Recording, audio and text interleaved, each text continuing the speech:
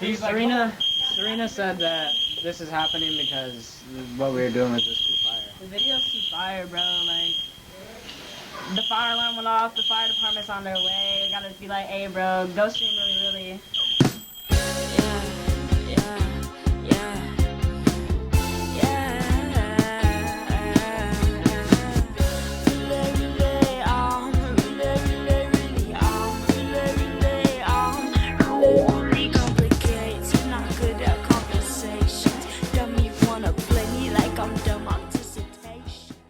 What's up, guys? I'm Jared. I'm the director behind Really Really. I'm Cal. I'm the assistant director. I'm Seph. I'm the set designer.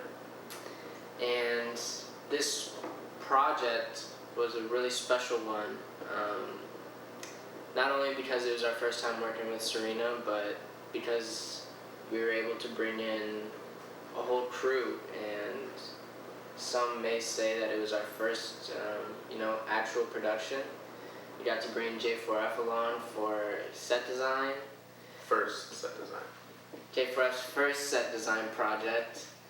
And we had the whole Dreamer Data crew. And yeah, it was something really special. Really glad to be a part of it.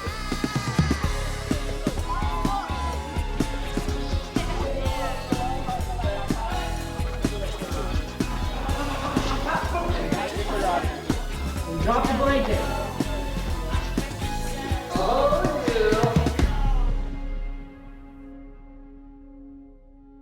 Alright, so when we first got this project, all it was Serena hit me up one night and they said that they had this music video concept.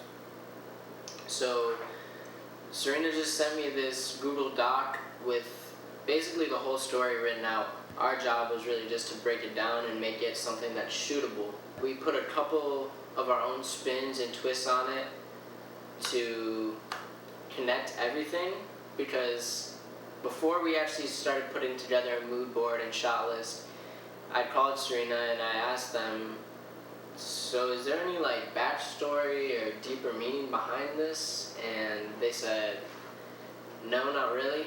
I just thought that stuff would look cool. And so we kind of had to run with that and try to make a story out of our own and have it connect.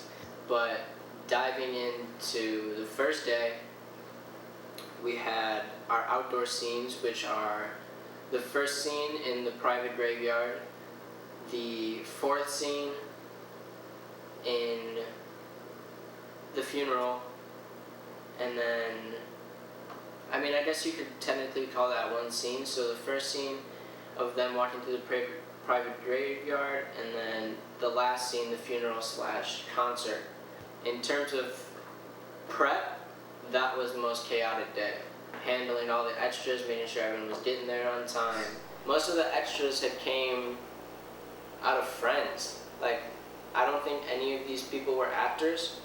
I had Superstar Jade, I had Zaffro, and I had Gabriel the Angel with 3 awesome cameos. I think that it was really cool just because those 3 are key artists that really helped us get to this point. Jade introduced me to music. Zaffro let me take a year on one video so that I could perfect it and really get down a recipe. And then Gabe, we've been locked in for the past 1.5 years, 2 years, and he's let me take full creative direction, bunch of trial and error. And so to have them on set was epic. And then the rest of the cast, most of them, or was it all of them? Yeah. All of them came from my high school. Maybe there's a few that were from surrounding areas, but I knew these people since high school. So to be able to do it with people that I knew is just it was a moment, for real. And this is probably why this video is going to be something that I remember forever. We also had to worry about set design, which Seph was handling. Alright, so the first day consisted of the private graveyard shot and then the funeral and concert. So about 3 weeks before, we were scouting for the location and this and that, and Connor actually helped find the location.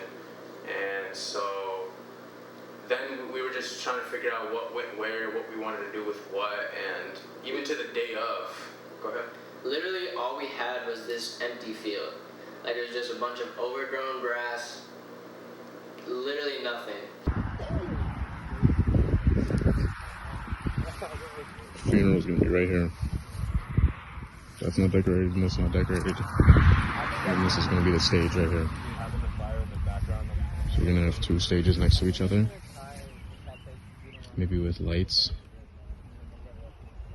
Maybe to cover that pathway, it can just be filled with graves straight, so it's not curved. And then even there too, it can just be straight graves. And this is the path people walk into. So like trying to figure out where framing was gonna be was kind of a challenge.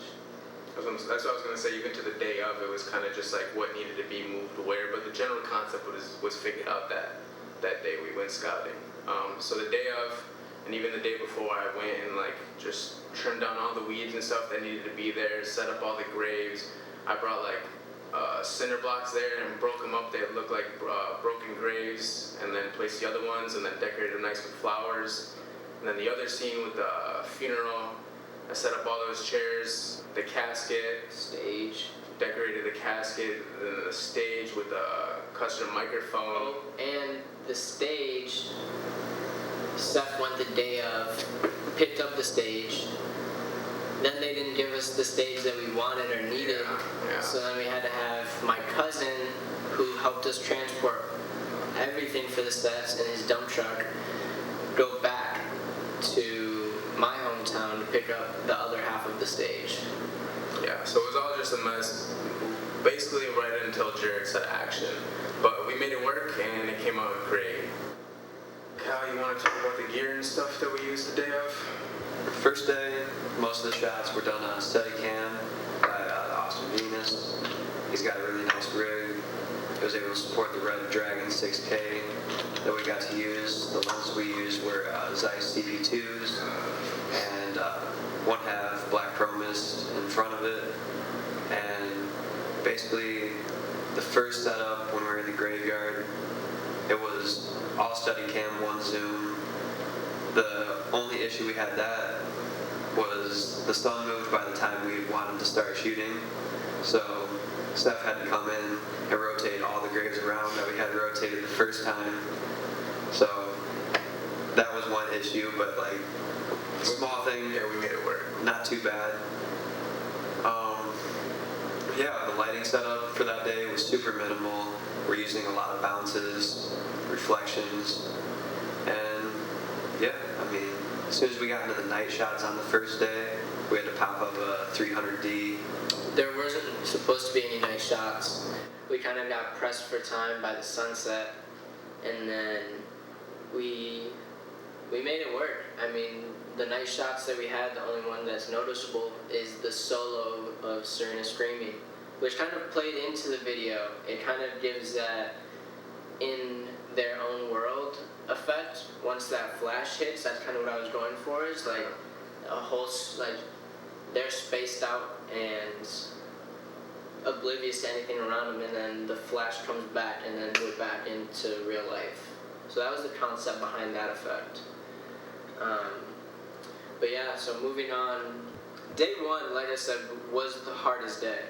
So after we wrapped day one, it was like, for me at least, I don't know about Cal, but like that was a breath of fresh air, like a huge weight off our shoulders. I was like, if we can knock that out, and we did that as well as we did, then day 2 is going to be easy. Yeah, I mean, we were handling like 20 people probably at the location, and due to practicality, moving the camera around, we couldn't shoot in an actual house because that'd be too close quarters, so we decided at Indie DB, owned by Adam. Shout out Adam for letting us shoot there. It's a great place, it's very cheap, and very affordable for what we were doing. We're first time, big production, and he hooked it up.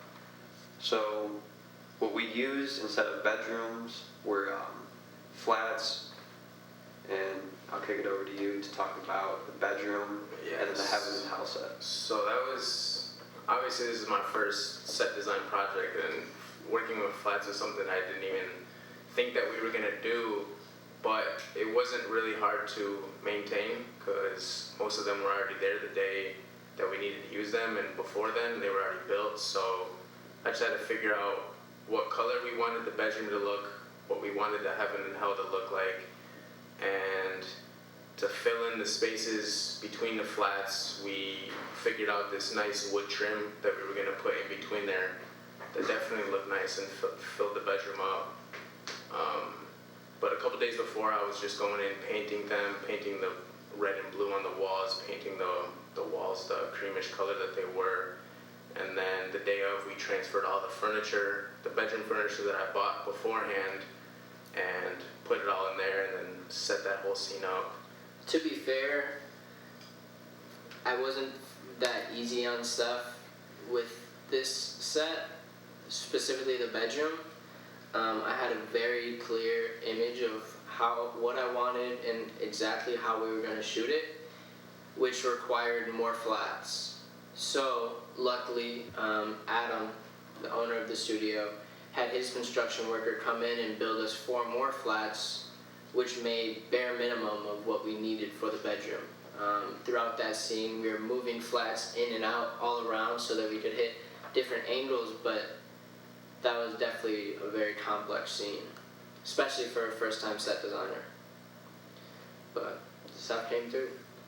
In the middle of day 2, we ran into one big issue that stopped production for about an hour. The biggest issue that we ran into all weekend. The fire alarm went off.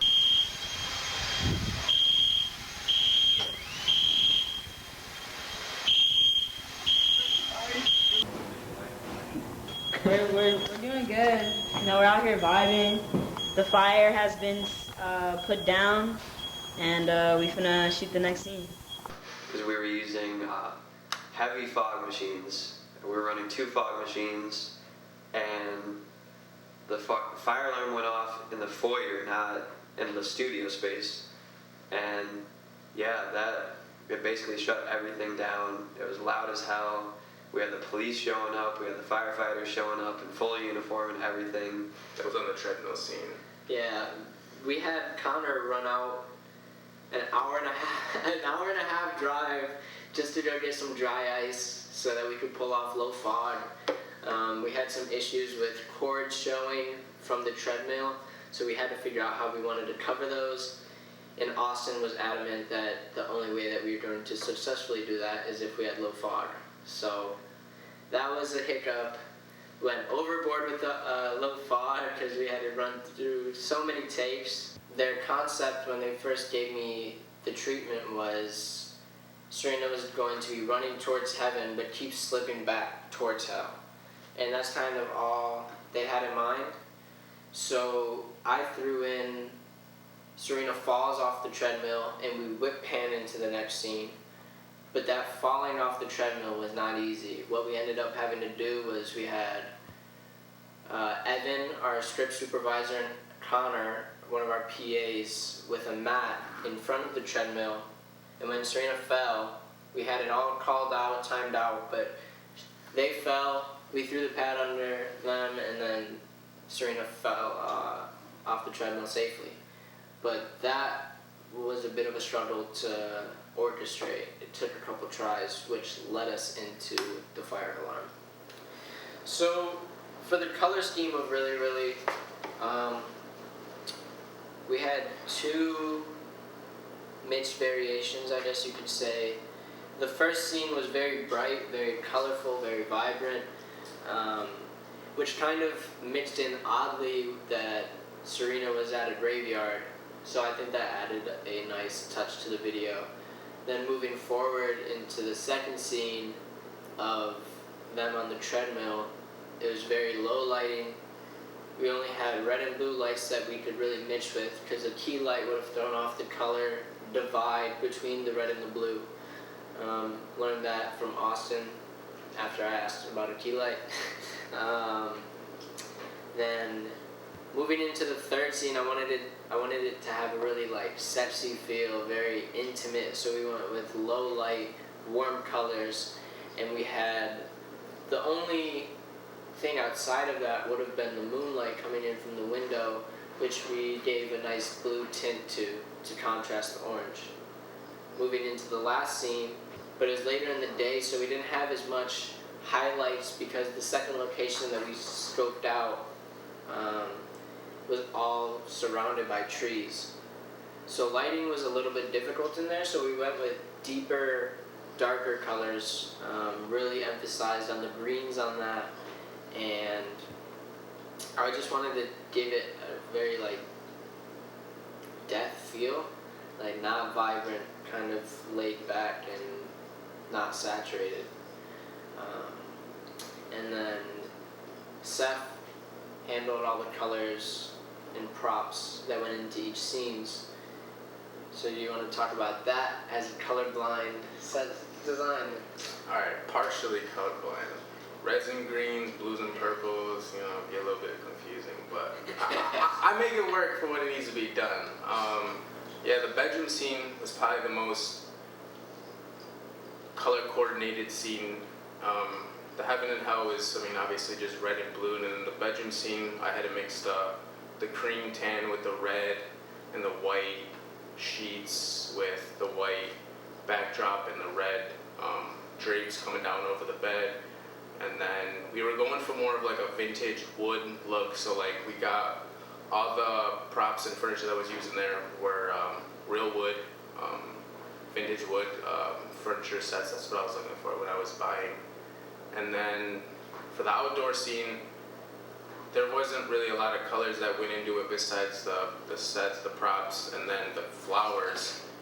And Serena really just wanted, their main focus was just sunflowers, and then from there I took that and got like a bundle of sunflowers for them, and everything else just flowers that would pair well with that. And then what would look good is that would add more color to the shot, and then that would pair well with just like a funeral in that sense. But there is one scene that we have been skipping, and that is something that we could also get into introducing your pieces, but the coffin scene.